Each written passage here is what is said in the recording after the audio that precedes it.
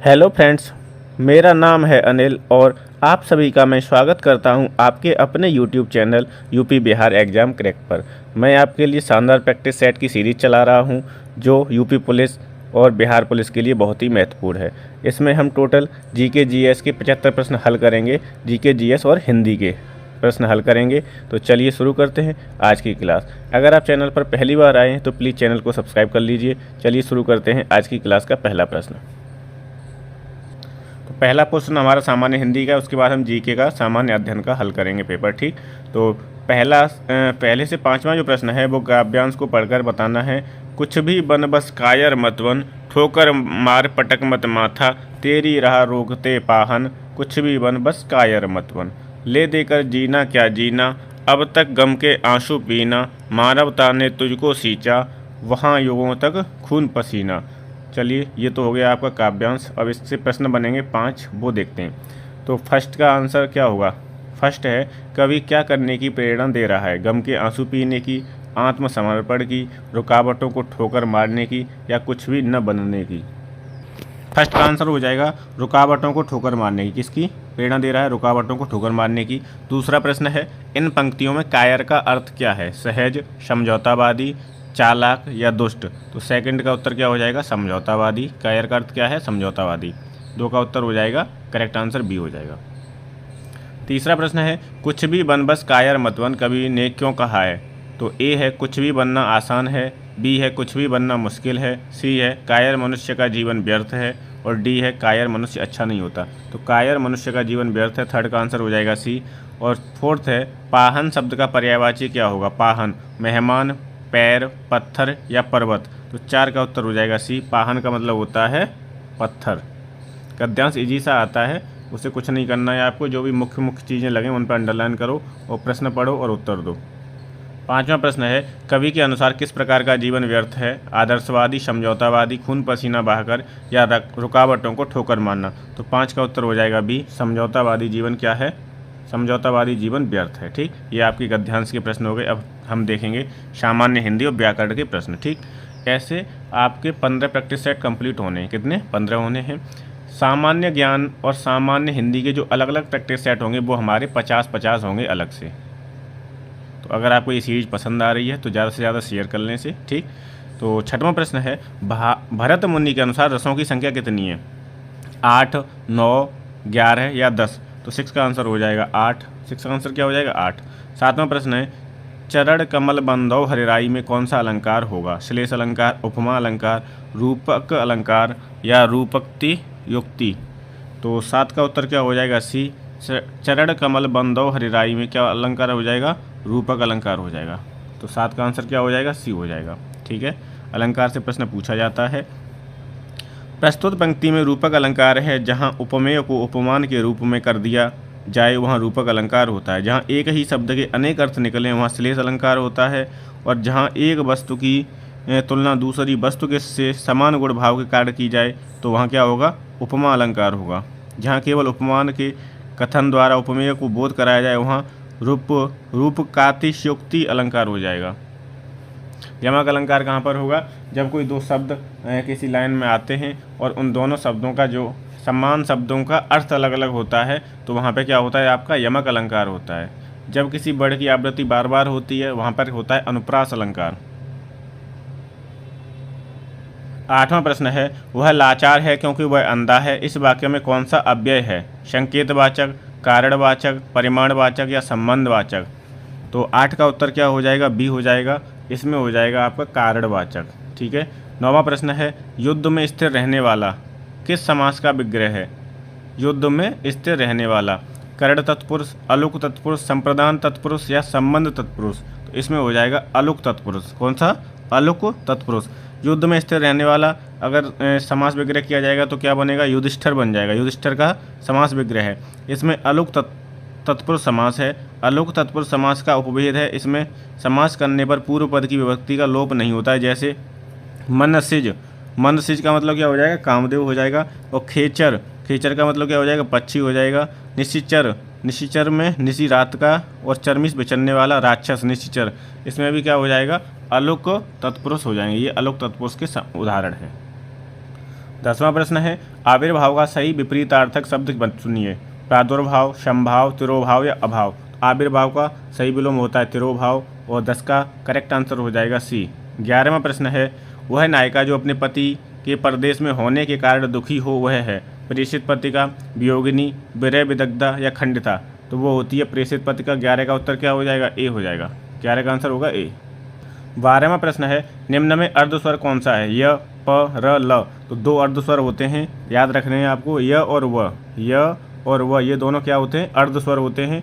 विकल्प में कौन सा य वाला है? तो फर्स्ट आंसर हो जाएगा। 12 का उत्तर क्या हो जाएगा? य, ए हो जाएगा। ठीक, य और व ये दोनों शब्द कैसे हैं? ये आपके अर्धस्वर कहलाते हैं। अगला है 13वां प्रश्न छंद पढ़ते समय आने वाले विराम को क्या कहते हैं? गति, यति, तुक या गढ़। तो 13 का उत्तर हो जाएगा बी। छंद पढ़ते समय आने वाले विराम को बोलते हैं यति और 13 का करेक्ट आंसर हो जाएगा बी। क्या हो जाएगा? बी। 14वां प्रश्न है दीप सा मन जल चुका है। इस पंक्ति में वाचक शब्द है दीप, सा, मन या जल चुका। तो इस पंक्ति में जो वाचक शब्द है वो है सा और 14 का आंसर हो जाएगा। 14 का जो करेक्ट आंसर होगा वो होगा बी, सा। ठीक है। 15वां प्रश्न है ठिठुरता हुआ गणतंत्र इस व्यंग संग्रह के व्यंगकार हैं।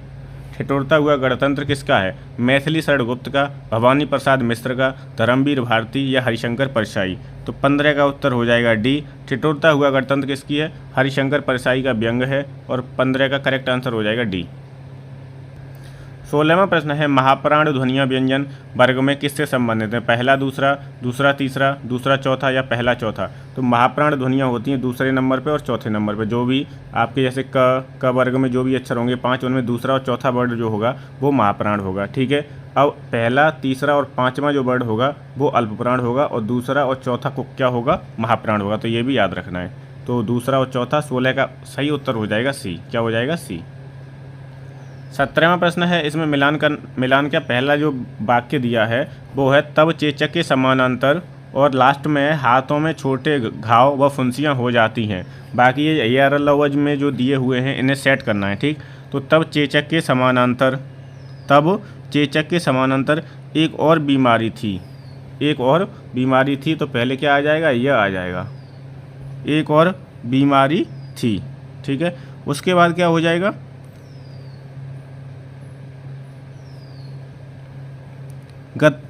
गतिशीलता प्राय यह रोग गाय के थनों में होता था, गाय के थनों में होता था। तो यह के बाद आ जाएगा ब, यह के बाद क्या आ जाएगा? ब आ जाएगा, व आ जाएगा। उसके बाद में क्या आ जाएगा? आम धारणा थी, ल आ जाएगा और ल के बाद में आ जाएगा र। तो यह व ल र ये आपका क्रम हो जाएगा। अब पढ़ के इसे बना लो।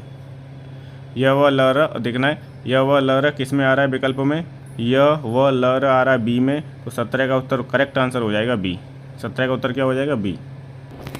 18 है रुग्ण का विलोम बताना है। रुग्ण का स्थूल, स्वस्थ होता है, बीमार या कर्मठ। तो रुग्ण का विलोम क्या हो जाएगा? रुग्ण का विलोम हो जाएगा स्वस्थ और स्थूल का विलोम होता है सूक्ष्म। स्थूल का विलोम क्या हो जाता है? सूक्ष्म हो जाता है। ठीक है। 19वां प्रश्न है निम्नलिखित में से कौन सा शब्द जातिवाचक संज्ञा नहीं है? जवान, बालक, सुंदर या मनुष्य। तो 19 का उत्तर हो जाएगा सी। जो सुंदर है वो जातिवाचक संज्ञा नहीं है। 19 का आंसर क्या हो जाएगा? सी। 20वां प्रश्न है जहाँ तहाँ मज्जा मांस रुचिर लखी परत बगारे जित जित छिटके हाड़ से तो कहूँ कहूँ रतनारे। इस अवतरण में बताना है बीभत्स रस है, अद्भुत रस है, भयानक रस है या हास्य रस है। तो इसमें हो जाएगा आपका बीभत्स रस। कौन सा? बीभत्स। और 20 का उत्तर हो जाएगा ए। तो इसे पढ़कर क्या है? मन में जुगुप्सा तथा घृणा के भाव की प्रधानता आती है। तो इस काव्य में क्या हो जाएगा? बीभत्स रस हो जाएगा और 20 का करेक्ट आंसर हो जाएगा ए। 21वां प्रश्न है वन में लगने वाली आग वाक्यांश के लिए एक शब्द बताना है। बड़वाग्नि, दावाग्नि, विरहाग्नि या जठराग्नि। तो वन में लगने वाली आग के लिए एक शब्द है दावाग्नि। क्या है? दावाग्नि याद कर लो। ठीक है। एक होती है समुद्र में लगने वाली आग या सागर में लगने वाली आग को क्या बोलते हैं? वड़वाग्नि। क्या बोलते हैं? वड़वाग्नि। और एक होती है पेट में लगने वाली आग जिसे बोलते हैं जठराग्नि। तो तीनों आगों को याद रखना है। वन में लगने वाली आग दावाग्नि, समुद्र या सागर में लगने वाली आग बड़वाग्नि और पेट में लगने वाली आग जठराग्नि। अगला है 22वां प्रश्न, बेमेल को छांटना है। सेवा सदन, निर्मला, चंद्रकांता और गोदान, ये 4 उपन्यास दिए हुए हैं। ठीक है, इसमें जो चंद्रकांत है वो बेमेल है। चंद्रकांत जो है वो बेमेल है क्योंकि सेवा सदन, निर्मला और गोदान ये प्रेमचंद के हैं। ठीक है, और चंद्रकांता जो है वो देवकी नंदन खत्री का है। प्रेमचंद के गबन, गोदान, निर्मला, सेवा सदन, कायाकल्प, रंगभूमि, ये सब किसके उपन्यास हैं? तो प्रेमचंद के हैं। चंद्रकांता किसका है? देवकी नंदन खत्री का। 23वां प्रश्न है, भारतेंदु हरिश्चंद्र का कौन सा नाटक बांग्ला भाषा से अनुदित है? विद्या सुंदर, बी चंद्रावली, सी नई चाल में ढली और डी है कवि बचन सुधा। तो इसका उत्तर हो जाएगा ए विद्या सुंदर। ठीक है, बांग्ला भाषा में अनुदित नाटक विद्या सुंदर है। चंद्रावली भारतेंदु हरिश्चंद्र का मौलिक नाटक है। कवि बचन सुधा पत्रिका संपादक कवि बचन सुधा पत्रिका है किसकी? भारतेंदु हरिश्चंद्र की। जबकि सन 1973 में कालचक्र की प्रकाशन पर भारतेंदु ने लिखा हिंदी नई चाल में ढली। हिंदी नई चाल में ढली, ये भी किसका है? भारतेंदु हरिश्चंद्र का। ठीक है, लेकिन बांग्ला भाषा में पूछा है तो कौन सा है? विद्या सुंदर है। 24वां प्रश्न है, दिए गए विकल्पों में से निर्गुण भक्ति काव्य के प्रमुख कवि कौन है? सूरदास, कबीर, तुलसीदास या केशव? तो 24 का उत्तर हो जाएगा निर्गुण भक्ति काव्य के प्रमुख कवि कौन है? कबीर हैं। और 24 का करेक्ट आंसर हो जाएगा बी। क्या हो जाएगा? बी हो जाएगा। ठीक है, 25वां प्रश्न है, पनही शब्द का उत्सव तत्सम रूप बताना है। पनही का तत्सम क्या होगा? तांबूल, पढ़, पढ़ही या उपान है? पनही का हो जाता है उपान है। और 25 का करेक्ट उत्तर हो जाएगा डी। 26वां प्रश्न है, वही मनुष्य है जो कि मनुष्य के लिए मरे। वही मनुष्य है जो मनुष्य के लिए मरे पंक्ति में कौन सा अलंकार है? तो अनुप्रास, यमक, श्लेष या रूपक? तो इसमें देखो मनुष्य 2 बार आया है, दोनों जगह अर्थ अलग अलग है। तो 26 का उत्तर हो जाएगा बी यमक अलंकार हो जाएगा। ठीक है, क्या हो जाएगा? यमक अलंकार हो जाएगा। एक पंक्ति में भी मनुष्य शब्द 2 बार प्रयोग हुआ है, प्रत्येक बार उसके अर्थ अलग अलग हैं। तो क्या हो जाएगा? यमक अलंकार। 26 का करेक्ट आंसर हो जाएगा बी।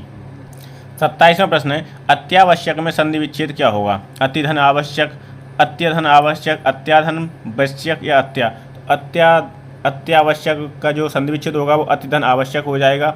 और इसमें कौन सी संधि होगी? यड़ संधि होगी। कौन सी संधि हो जाएगी? इसमें यड़ संधि हो जाएगी। 27 का प्रश्न उत्तर क्या हो जाएगा? ए हो जाएगा। 28 है, निर्दय में समास है। निर्दय में कौन सा समास है?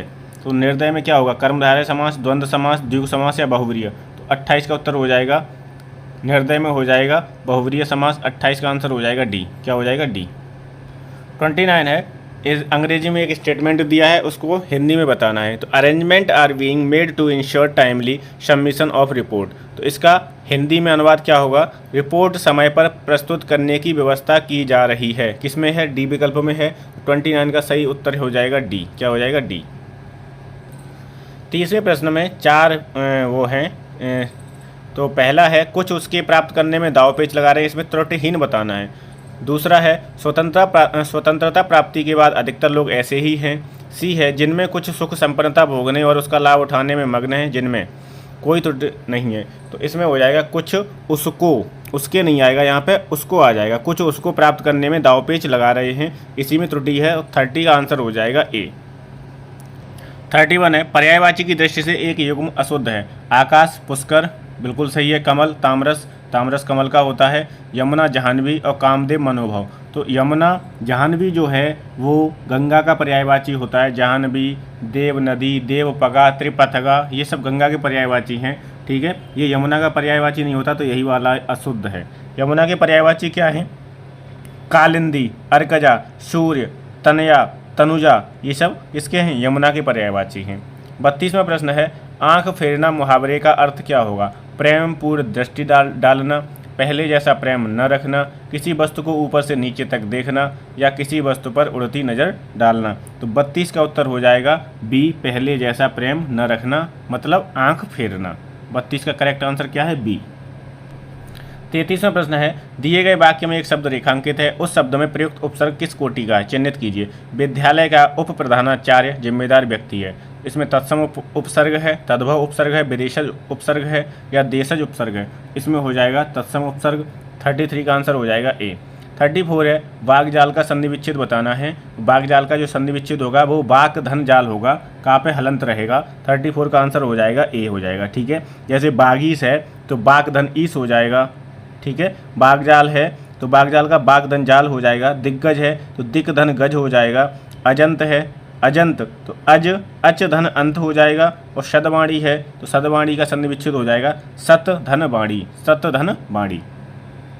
35वां प्रश्न है निम्नलिखित में से कौन सा तद्भव शब्द है? पंख, पृष्ठ, लज्जा या शिला। तो पंख जो है वो आपका तद्भव है और पंख का तत्सम हो जाता है पक्ष, ठीक है, पक्ष हो जाता है। पंख का क्या हो जाएगा? पक्ष हो जाएगा। और ये पृष्ठ है जो पृष्ठ वो तत्सम है और पृष्ठ का तद्भव हो जाएगा पीठ। पीठ का क्या होता है? पृष्ठ होता है। शिल का शिला होता है। लाज का लज्जा होता है। बाकी सब ये क्या है? पीठ का पृष्ठ हो जाएगा, लाज का लज्जा हो जाएगा, शिल का शिला हो जाएगा। ये आपके क्या है? तत्सम है। पंख का तत्सम क्या हो जाता है? पंख का हो जाता है पक्ष। पंख का तत्सम क्या होगा? पक्ष हो जाएगा। 36 है उसका हृदय इतना कोमल है कि मित्र तो क्या वह अपने डैश को भी चोट नहीं पहुंचा सकता। शत्रु को, सहयोगी को, विपक्षी को या प्रतिरोधी को। तो मित्र के साथ में क्या आ जाएगा? मित्र तो क्या शत्रु को भी चोट नहीं पहुंचा सकता। 36 का आंसर हो जाएगा ए। अगला है 37। निम्नलिखित में से कौन सा शब्द क्रिया विशेषण है? तेज, बुद्धिमान, मीठा या पहला। तो क्रिया विशेषण जिसमें क्या है? कुछ कार्य किसमें हो रहा है? तेज। तेज का मतलब क्या हो गया? चलने से है। तो इसमें क्या हो जाएगा? क्रिया विशेषण किस में हो जाएगा? तेज में हो जाएगा। और 37 का उत्तर हो जाएगा ए। 37 का आंसर क्या हो जाएगा? ए हो जाएगा। और इसमें बुद्धिमान और जो मीठा है वो आपका गुणवाचक विशेषण हो जाएगा। पहला जो है वो क्रमवाचक विशेषण हो जाएगा। पहला क्या हो जाएगा? क्रमवाचक विशेषण, ठीक है। और तेज जो है वो आपका हो जाएगा क्रिया विशेषण। क्या हो जाएगा? क्रिया विशेषण। 38वां प्रश्न है प्रोफेसर ने मुझे समझाया कि इंसान को कभी भी, और लास्ट वाला जो आएगा बाकी वो होगा, नहीं अपना आत्मविश्वास डगमगाने दिया।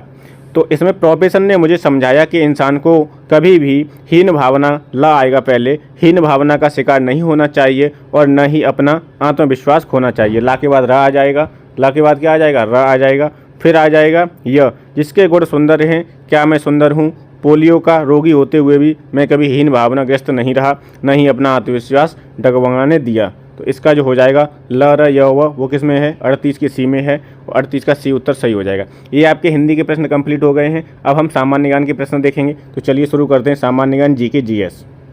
तो पहला प्रश्न है निम्नलिखित में से कौन सा एक सही सुमेलित नहीं है? सौज झील मैनपुरी में है, शेखा झील अलीगढ़ में है, बखीरा झील संत कबीर नगर में है और सरसई झील आगरा में है। तो ये जो डी विकल्प है वो गलत है।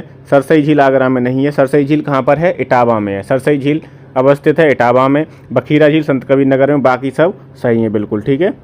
तो और आगरा में कौन सी झील है? तो आगरा की याद रखनी है। सूर सरोवर झील कहाँ पर है? आगरा में है। सूर सरोवर झील कहाँ पर है? आगरा में है, ठीक है। आधा पेपर यहाँ से आपका कवर हो रहा है, ठीक है, क्योंकि आधी हिंदी, वो हिंदी 4 पोर्शन आते हैं, जीके जीएस, हिंदी, रीजनिंग और मैथ। रीजनिंग मैथ नहीं हो रहा है, बाकी दोनों पोर्शन यहाँ पे आपके कंप्लीट हो रहे हैं। 40वां प्रश्न है उत्तर प्रदेश में मयूर संरक्षण केंद्र निम्नलिखित में से किस स्थान या जनपद में स्थित है? महुआ, मथुरा, मैनपुरी या महाराजगंज। तो 40 का उत्तर हो जाएगा बी। ये वृंदावन में, वृंदावन मथुरा में स्थित है। कौन? मयूर संरक्षण केंद्र। और 40 का आंसर क्या हो जाएगा? बी हो जाएगा। 41 है निम्नलिखित स्थानों में वर्षा ऋतु में कहाँ सर्वाधिक वर्षा होती है? बांदा, मुरादाबाद, गोरखपुर, वाराणसी। तो सबसे ज़्यादा वर्षा होती है गोरखपुर में, ठीक है। अगर पूछता है पूर्वी यूपी में सबसे अधिक वर्षा होती है कि पश्चिमी में, तो आप बताओगे पूर्वोत्तर, पूर्वी यूपी में वर्षा सबसे अधिक होती है। सबसे कम वर्षा पूछेगा कहाँ होती है? सबसे कम वर्षा वाला जिला है मथुरा। कौन सा जिला है? मथुरा। मथुरा में सबसे कम वर्षा होती है। 42 है उत्तर प्रदेश का निम्नलिखित में से कौन सा जिला बुंदेलखंड क्षेत्र का हिस्सा नहीं है? चंदौली, औरैया, महुआ या एटा। तो इसका उत्तर हो जाएगा सी। इसमें पूछ रहा है बुंदेलखंड क्षेत्र का हिस्सा है, कौन सा है? क्योंकि भाई चंदौली, औरैया, एटा तो नहीं है, तो कौन सा है? महुआ है केवल, ठीक है। तो 42 का उत्तर हो जाएगा सी। आपको याद रखना है कि बुंदेलखंड क्षेत्र के जो ज़िले हैं वो कौन कौन से हैं? एक तो झांसी हो गया, झांसी है। दूसरा है बांदा, बांदा है। तीसरा है ललितपुर, ललितपुर है। चौथा है जालौन, चौथा क्या है? जालौन है। और चित्रकूट है। और कौन सा है? चित्रकूट है। और छठवां कौन सा हो जाएगा? महुआ हो जाएगा। कितने हो गए? झांसी, बांदा, ललितपुर, झांसी, बांदा, ललितपुर, झांसी, बांदा, ललितपुर, हमीरपुर रह गया, एक रह गया हमीरपुर। ठीक है, तो 7 जिले से मिलकर बना है बुंदेलखंड क्षेत्र। कितने जिलों से? 7 जिलों से। ये प्रश्न पूछा गया है कि बुंदेलखंड क्षेत्र में कितने जिले शामिल हैं, तो आप बताओगे 7। अगर पूछा जाए कि नेपाल से उत्तर प्रदेश के कितने जिले सीमा साझा करते हैं, तो वो भी 7 ही हैं, वो भी 7 ही जिले हैं। ठीक है, तो इन्हें लिख लेना है, याद रखना है। झांसी, बांदा, ललितपुर, हमीरपुर, जालौन, महुआ और चित्रकूट, ये 7 जिले हैं आपके। ठीक है। 43 है, निम्नलिखित में से उत्तर प्रदेश का कौन सा जनपद नेपाल के साथ सीमा साझा नहीं करता है? बलरामपुर, श्रावस्ती, कुशीनगर, लखीमपुर खीरी। तो कौन नहीं करता है? कुशीनगर नहीं करता है। ठीक है, और भी देखते हैं कौन कौन जिले हैं जो सीमा साझा करते हैं। बलरामपुर, श्रावस्ती, लखीमपुर खीरी, बहराइच, पीलीभीत, सिद्धार्थनगर और महाराजगंज, ये जिले हैं जो नेपाल के साथ सीमा साझा करते हैं। ये भी प्रश्न इंपॉर्टेंट है। कितने जिले सीमा साझा करते हैं? तो 7 जिले सीमा साझा करते हैं। कितने जिले? 7 जिले। अगला प्रश्न है 44, जून 2023 में किसे जर्मन बुक ट्रेड के शांति पुरस्कार के लिए चुना गया था? तो 44 का आंसर क्या हो जाएगा? बी हो जाएगा, सलमान रुश्दी। 45 है, पुस्तक अजय टू योगी आदित्यनाथ के लेखक कौन है? प्रकाश सिंह, शांतनु गुप्ता, राकेश रस्तोगिया, इनमें से कोई नहीं। तो 45 का उत्तर क्या हो जाएगा? शांतनु गुप्ता हैं। किसके? अजय टू योगी आदित्यनाथ पुस्तक के लेखक हैं। 46 है, जून 2023 में किसके द्वारा नॉलेज शेयरिंग प्लेटफॉर्म लॉन्च किया गया था? तो वो किया गया था भारतीय राष्ट्रीय राजमार्ग प्राधिकरण के द्वारा। किसके द्वारा? NHAI, national highway authority of India के द्वारा नॉलेज शेयरिंग प्लेटफॉर्म लॉन्च किया गया था। 47 है, निम्नलिखित में से कौन कनिष्क के राजवैद्य थे? वासुमित्र, नागार्जुन, चरक या पतंजलि? तो चरक जो थे वो कनिष्क के राजवैद्य थे और इनकी एक रचना है, उसका नाम है चरक संहिता, जो किस पर आधारित है? आयुर्वेद ग्रंथ पर आधारित है। किस पर? आयुर्वेद ग्रंथ पर आधारित है। 48 है, निम्नलिखित में से किस राजवंश के शासन काल में तैमूर या तामिरलैन ने 1398 ईस्वी में भारत पर आक्रमण किया था? खिलजी वंश, तुगलक वंश, गुलाम वंश या सैयद वंश? तो 1398 में किसका शासन वो चल रहा था? कौन था? कौन सा वंश था? तो 48 का उत्तर क्या हो जाएगा? बी हो जाएगा। 48 का उत्तर क्या हो जाएगा? बी हो जाएगा, तुगलक वंश। ठीक है, क्योंकि 1290 से 1320 क्या चला था? खिलजी वंश, और 1320 से 1414 तक क्या चला है? तुगलक वंश। तो घटना कब की है? 1398 की। तो तुगलक वंश आंसर सही हो जाएगा। ठीक है। अच्छा, किसके समय हुआ था? तो ये अंतिम शासक था नासिरुद्दीन महमूद। नासिरुद्दीन महमूद के शासनकाल में तैमूर ने 1398 में भारत पर आक्रमण किया था। 49 है, बाइकोम सत्याग्रह 1924 से 25 कहाँ चलाया गया था? केरल में, तमिलनाडु में, कर्नाटक या आंध्र प्रदेश? तो बाइकोम सत्याग्रह चला था केरल में। 49 का आंसर हो जाएगा ए। ठीक है। भगत सिंह, सुखदेव, राजगुरु को उनकी पुण्यतिथि पर श्रद्धांजलि देने के लिए भारत में 23 मार्च को कौन सा दिवस मनाया जाता है? तो भगत सिंह, सुखदेव और राजगुरु को 23 मार्च 1931 को फांसी दी गई थी। कब दी गई थी? 23 मार्च 1931 को। ठीक है, तो कौन सा दिवस मनाया जाता है? शहीद दिवस मनाया जाता है। और 50 का उत्तर क्या हो जाएगा? बी हो जाएगा। 50 का उत्तर क्या हो जाएगा? बी। 51 है, भारतीय राष्ट्रीय कांग्रेस कार्यकारी समिति ने भारत छोड़ो नामक आंदोलन का अनुमोदन कहाँ किया था? वर्धा में, नागपुर में, मुंबई में या दिल्ली में? तो किया था मुंबई में। 51 का उत्तर हो जाएगा सी। ये घटना कब की है? तो 8 अगस्त 9 अगस्त 1942 की। भारत छोड़ो आंदोलन कब शुरू हुआ था? 8 अगस्त 9 अगस्त 1942 को। 52 निम्न में से किस भारतीय राज्य की सीमा नेपाल से नहीं लगती है? तो किसकी सीमा नहीं लगती है? असम की नहीं लगती है। 52 का आंसर क्या हो जाएगा? 52 का आंसर हो जाएगा ए। ठीक है, अब नेपाल से सीमा वाले राज्य कौन कौन से हैं? तो उत्तराखंड है, उत्तर प्रदेश, बिहार, पश्चिम बंगाल और सिक्किम। ये 5 राज्य हैं जिनकी सीमा किससे लगती है? नेपाल से लगती है। उत्तर प्रदेश, उत्तराखंड, बिहार, पश्चिम बंगाल और सिक्किम। भारत के किस राज्य का सबसे लंबा समुद्री किनारा है? तो केरल, तमिलनाडु, महाराष्ट्र, गुजरात। समुद्र से सीमा सबसे अधिक किस राज्य की लगती है? तो सबसे अधिक लगती है गुजरात की। ठीक है, उसके बाद लगती है आंध्र प्रदेश की और उसके बाद लगती है तमिलनाडु की। तो सबसे अधिक सीमा किसकी लगती है? गुजरात की, फिर लगती है आंध्र प्रदेश की AP और फिर लगती है तमिलनाडु की TN। ठीक है, और 9 राज्य हैं जिनकी सीमा किससे लगती है? किससे साझा होती है? समुद्र तट से सटी हुई है। समुद्र तट से लगती है किसकी? 9 राज्यों की सीमा लगती है। ये भी प्रश्न पूछा गया है।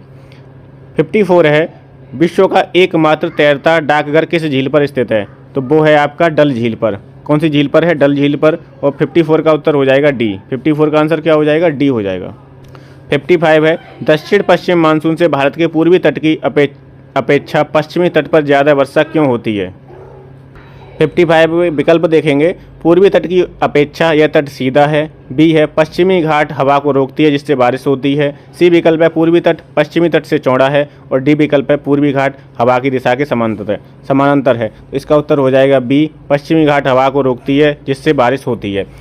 अब देखेंगे इसकी व्याख्या। पश्चिमी तटीय मैदान दक्षिणी पश्चिमी मानसून से पूर्वी तटीय मैदानों की अपेक्षा अधिक वर्षा प्राप्त करते हैं, क्योंकि पश्चिमी घाट पवनाभिमुख होने के कारण मानसूनी हवाओं के रास्ते में अवरोध उत्पन्न करता है, जिससे हवाएं ऊपर उठकर पश्चिमी तटों पर घनघोर वर्षा करती हैं। 56 है, पौधों की सिंचाई के लिए निम्न में से किस तकनीक के अंतर्गत सक्रिय नलिकाओं का उपयोग किया जाता है जिससे पानी सीधे पौधों की जड़ों तक पहुंचता है? उप सिंचाई, छिड़काव, स्प्रिंकलर सिंचाई, सीढ़ीदार खेती या टपक ड्रिप सिंचाई। इसे बोलते हैं टपक ड्रिप सिंचाई। और 56 का आंसर हो जाएगा डी। क्या हो जाएगा? डी। 57 है, भारतीय संविधान के किस अनुच्छेद में यह उल्लेख है कि राष्ट्रपति या राज्यपाल या राज्य के राज्य प्रमुख अपने पद की शक्तियों के प्रयोग और कर्तव्यों के पालन के लिए किसी भी न्यायालय के प्रति उत्तरदायी नहीं होंगे?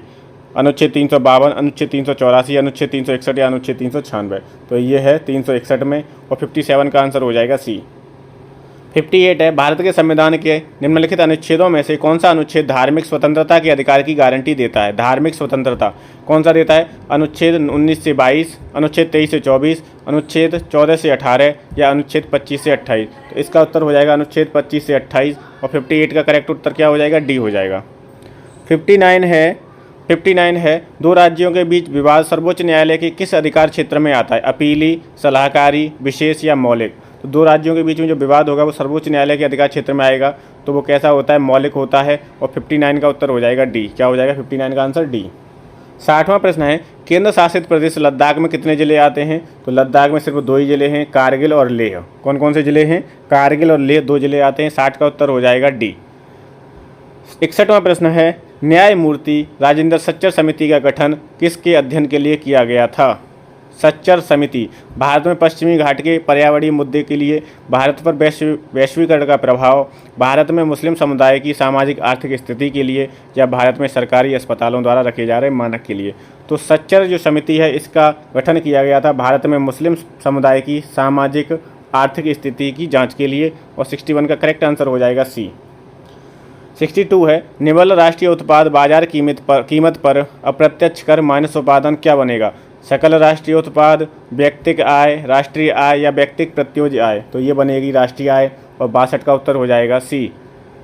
63वां प्रश्न है, लॉरेंज वक्र क्या दर्शाता है? मुद्रास्फीति, बेरोजगारी, आय वितरण या गरीबी? तो लॉरेंज वक्र है वो गरीबी दर्शाता है, और 63 का आंसर हो जाएगा, करेक्ट आंसर डी हो जाएगा। लॉरेंज वक्र क्या दर्शाता है? गरीबी। 64 है, एक क्षेत्रीय ग्रामीण बैंक में भारत सरकार का हिस्सा कितना होता है? तो भारत सरकार का हिस्सा होता है 50%, और 64 का आंसर हो जाएगा बी। ठीक है, जैसे ये हो गया और ये हो गया, इसमें 50% हिस्सा होगा आपका भारत सरकार का, 35% जो हिस्सा होगा वो होगा प्रायोजक बैंक का, और 15% जो हिस्सा होगा वो होगा राज्य सरकार का। किसका होगा? संबंधित राज्य की हिस्सेदारी होगी उसमें 15% में। ठीक है, 64 का उत्तर क्या हो जाएगा? बी हो जाएगा। 65 वो है, निम्नलिखित में से कौन सी संस्था भारत में रेपो दर और रिवर्स रेपो दर निर्धारित करती है? कौन सी संस्था है जो रेपो दर और रिवर्स रेपो दर को तय करती है? वित्त मंत्रालय, भारतीय स्टेट बैंक, भारतीय रिजर्व बैंक या भारत के नियंत्रक एवं महालेखा परीक्षक? तो रिवर्स रेपो रेट और रेपो रेट को कौन तय करता है? भारतीय रिजर्व बैंक, और 65 का आंसर हो जाएगा सी। 66वां प्रश्न है, प्रधानमंत्री उज्ज्वला योजना इनमें से किस वर्ष में प्रारंभ की गई थी? 2016, 2020, 2014 या 2018? तो ये शुरू की गई थी 1 मई 2016 को, और 66 का आंसर हो जाएगा ए। 1 मई भी याद रखनी है, 1 मई 2016 को ये इसकी शुरुआत हुई थी उज्ज्वला योजना की।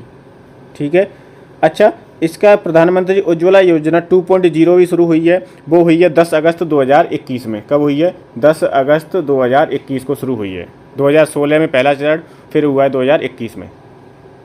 67 है, गोल्डन हैंडशेक निम्नलिखित में से किस योजना का एक और नाम है? सेवानिवृत्ति योजना, स्वैच्छिक सेवानिवृत्ति योजना, एक रैंक एक पेंशन योजना या प्राइवेट सेक्टर सेवानिवृत्ति योजना? तो गोल्डन हैंडशेक का मतलब होता है स्वैच्छिक सेवानिवृत्त योजना, VSR, है ना। तो 67 का उत्तर क्या हो जाएगा? बी हो जाएगा। 67 का आंसर बी। 68 है, अटल पेंशन योजना में सम्मिलित होने के लिए अधिकतम आयु क्या है? 45 वर्ष, 35 वर्ष, 40 वर्ष या 50 वर्ष? अटल पेंशन योजना में शामिल होने के लिए अधिकतम आयु है 40 वर्ष और 68 का आंसर हो जाएगा सी। 68 का क्या हो जाएगा? सी हो जाएगा। 69 है, न्यूरॉन सिद्धांत के लिए 1906 में नोबेल पुरस्कार किसने जीता था?